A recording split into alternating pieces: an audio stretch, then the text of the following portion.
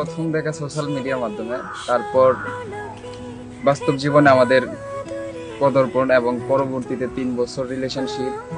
3 বছর রিলেশনশিপে আমাদের মাত্র 2 দিন দেখা হয়েছিল।